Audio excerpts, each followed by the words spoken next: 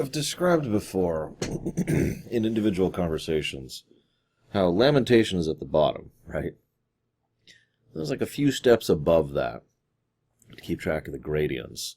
You know, one step above is just aggravating or irritating or something that just pisses me off, but it's not quite down there. And then like 2 steps above generally gets into more stuff that's boring or disinteresting.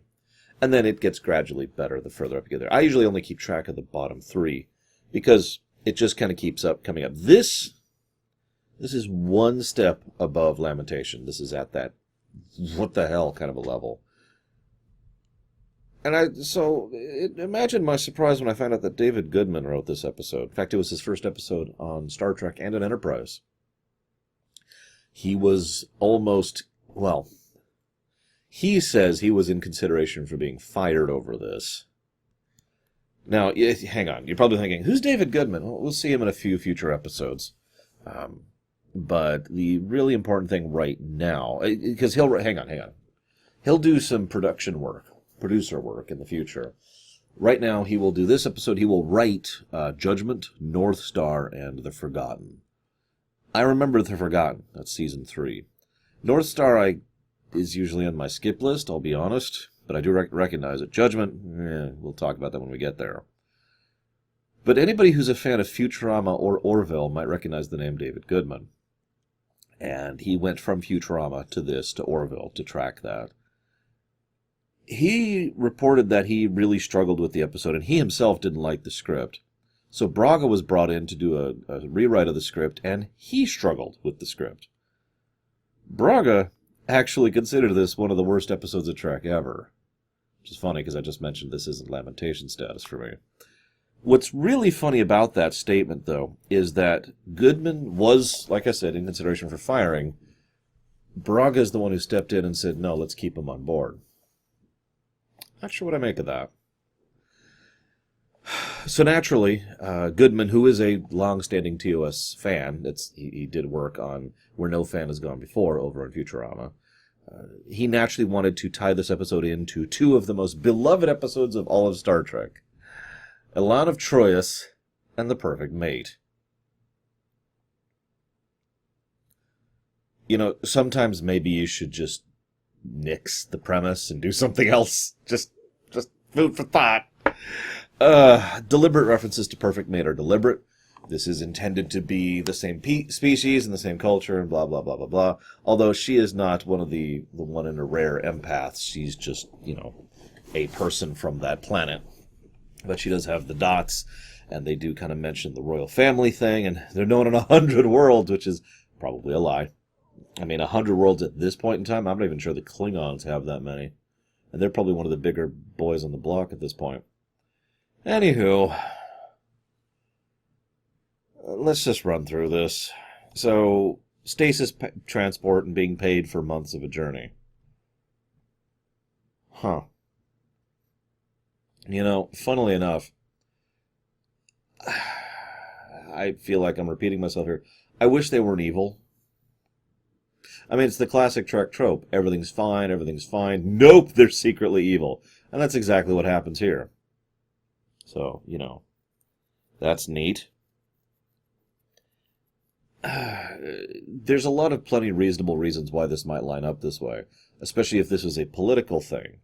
She has been arranged to be transported in a deliberately slow transport, and they'll be paid very handsomely both before and after for this uncomfortable and unpleasant journey because they want her out of the loop in a way that pretty much is going to guarantee that she's not a part of politics for X period of time. Right? This then lines up with what the explanation that was given, which is a lie, of course, about how her family isn't even present in order to receive her once she gets there. This also would help to explain why they don't necessarily want to cut off the 4 months and 26 days, roughly, of their journey by just taking Enterprise. Although, I'm not sure how Enterprise thinks they're going to carry that ship, because that ship's about the size of Enterprise. And there's a lot to think about. We could just take you in the hull, which is a load of nonsense, and probably just a straight-up mistake, given the issues that both writers had on this episode. There's a lot of those. I'm not going to cover all of them. I just wanted to mention that one because it was one of the first ones I noticed, and there's a lot of them. Anyways, So, I'm exaggerating. There's only like a dozen, but still. So, okay. Then there's this nice bit. Can we have the luxury of a bath? Yeah, no, that actually sounds awesome. Holy crap, right? So they go there and, I hope I didn't deplete your water supply. Nice little bit there. And there's the whole prearranged thing. There's the mention about the distance and the speed. Naturally, they're villains, of course. And so she wakes up, of course. And so they run, of course. But there's a problem here. See, the Enterprise can go warp bajillion, and this ship can go warp snail.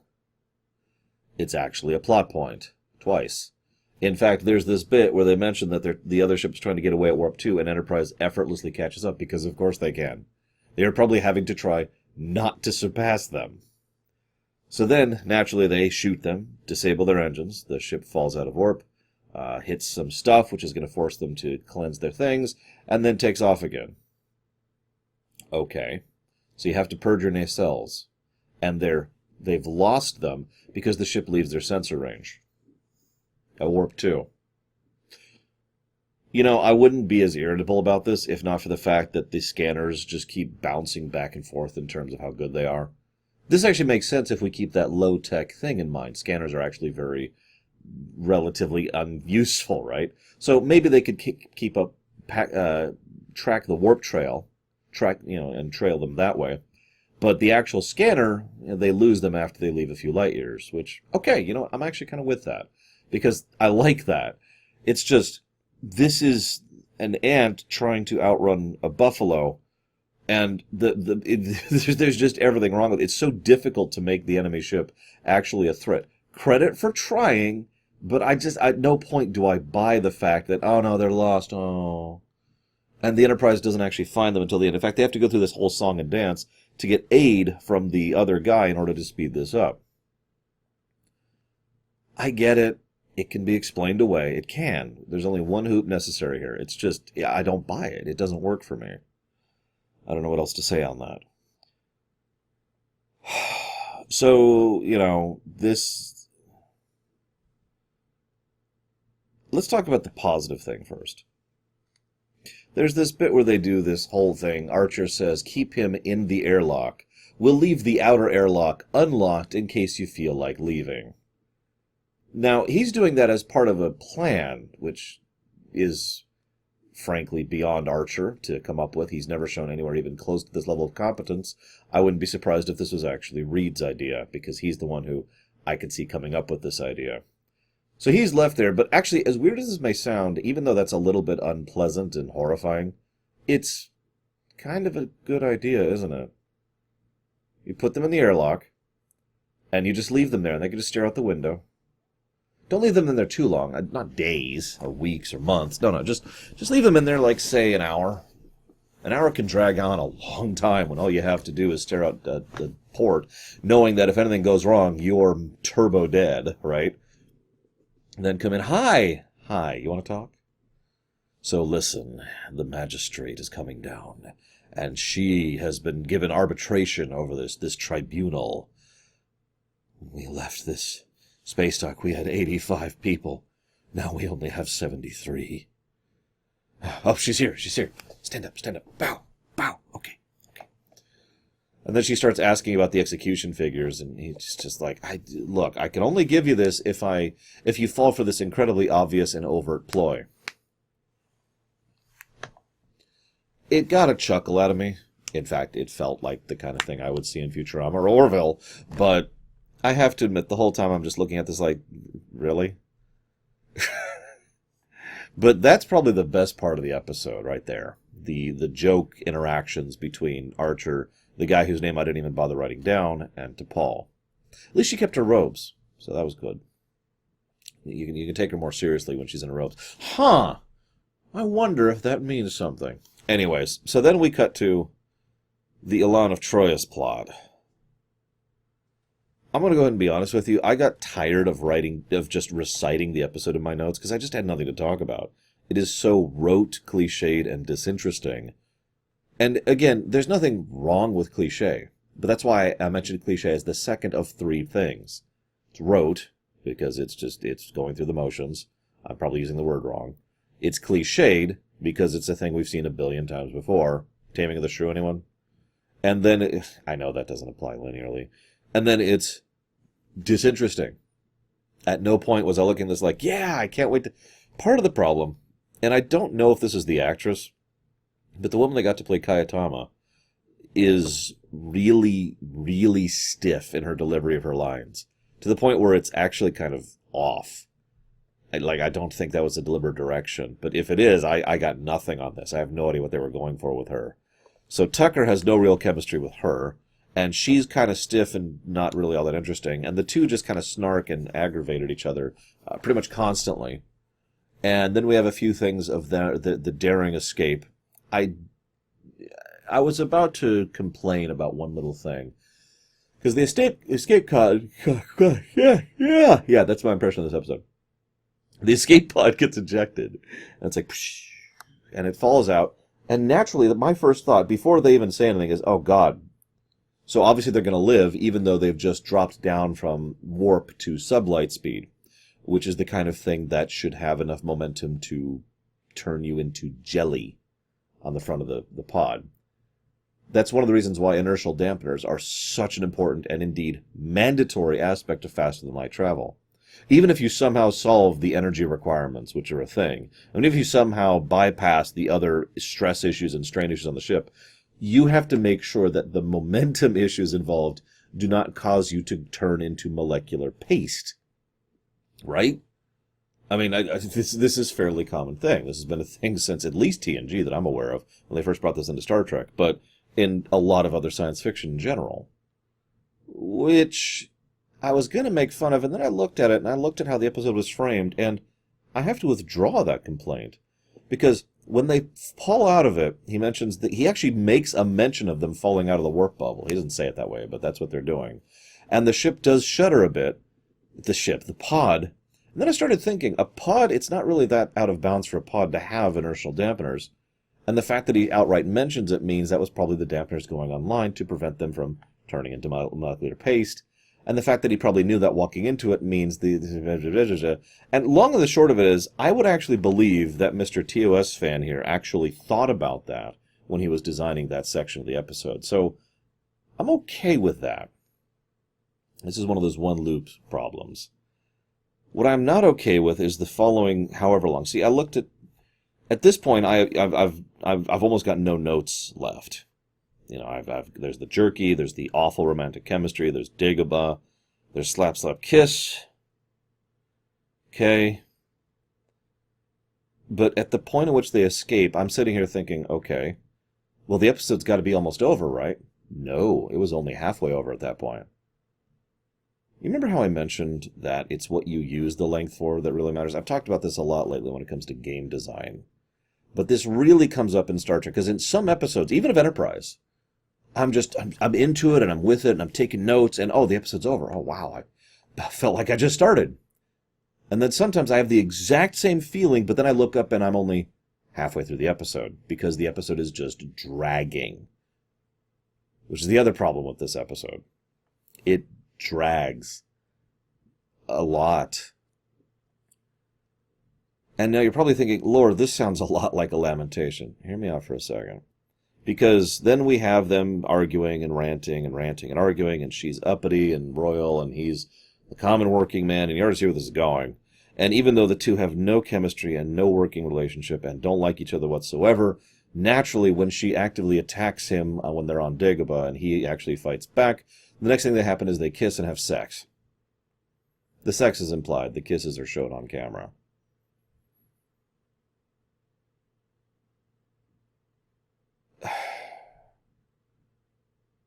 I know I just mentioned about me being Puritan and all that, and I know that they mandated sexy be added to the show. But my problem here, as weird as this may sound, is this feels very checkboxy. That kiss I just mentioned happens almost at the very end of the episode. Yes, I know that I just jumped from the middle point to like 5 minutes from the end, but that's because that middle point is filled with the tribunal thing I already mentioned, but also them just bickering for like 20 minutes. See, the thing is, the episode drags and drags and drags, and then everything resolves very quickly. I'm not even joking. They have the kiss, they have the sex, the beacon goes off, then the guy shows up, then they defeat him, then the crew shows up, then they say goodbye, the end. And it's just rapid fire right at the end there. The pacing is completely off. Both in every sense. It is too slow and it is too fast. Then I found an interview, a quote, I should have written it down, by Mr. Goodman, where he mentions how challenging it was working on this show, because he's used to working on shorter television, writing an episode that's 23 or 22 minutes long, instead of one that's 43 minutes long. And it was just like, oh, that makes a lot of sense all of a sudden. Because it's true. Like, if you're going to suddenly shift from writing an episode to a movie, well, that causes issues too, and that's how Insurrection got to be. So this whole thing actually kind of makes sense. And you're probably at this point wondering, Lore, what is the redeeming factor? What saves this from lamentation status? A lot of the dialogue is actually pretty good in this episode. The plot is ridiculous. The events are nonsensical. The set piecing and the moving of the storyboarding is actively bad. The pacing is awful in both directions. But a lot of the actual specific dialogue is legitimately good. It's just really weirdly placed. It goes all the way back to the initial line I mentioned. We could really use the luxury of a bath. And just little stuff like that. Little tiny tidbits of dialogue that sounds like it's written sounds like it's spoken by an actual human being rather than being Hollywood. Like, I don't know what else to call that, but I'm sure you've encountered that where someone says something and it sounds like something that someone wrote, right? Just the way it is designed and the way it's presented sounds like something someone wrote, like it's almost a speech, really. And then there's dialogue that sounds natural and nuanced and sounds like it's spoken by a person. Now, this isn't the best dialogue I've ever seen, and I don't want to praise it too much. I actually have seen really, really well-written dialogue in my years, and it's amazing. But this is still some of the better dialogue I've seen in this show in general. And that's a consistent element throughout the episode that brings it up one step from lamentation up to the step just above that, which I'll probably come up with a name for someday because this just keeps coming up. If you want to lament this episode, that's fine. I absolutely wouldn't blame you. But funny little side note. I've mentioned a few times now the worst episodes lists. I've checked those lists for Voyager, for TNG, and for DS9. And I've been doing it for Enterprise because it's what I usually do. I've decided to stop doing that for two reasons. And by the way, if you want me to talk about the episode, we're done. So if you don't care, you can chop off here. Because I'm done talking about the episode. I have nothing else to share about it. But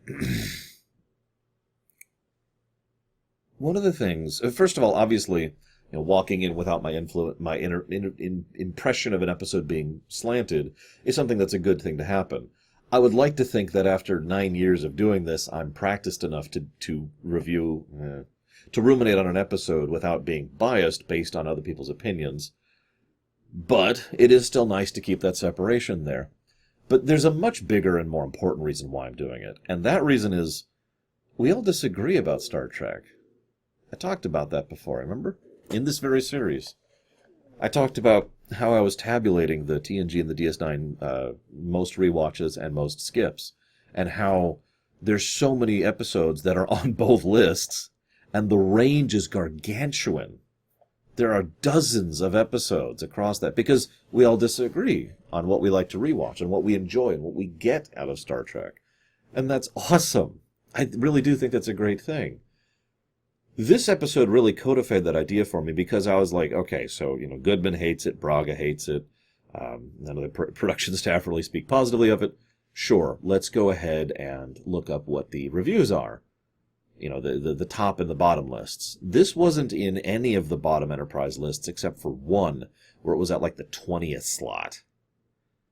And I looked at that like, huh.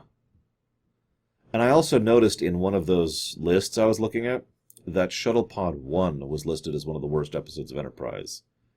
In like the number 8 slot or something like that. If you don't understand why I point that out, so far Shuttle Pod 1 is my favorite episode of Enterprise. So far. So again, differing opinions. Just kind of cool. Anyways, I hope you've enjoyed, guys. I'm going to move on, because this was a very forgettable blah episode. And I'll see you next time.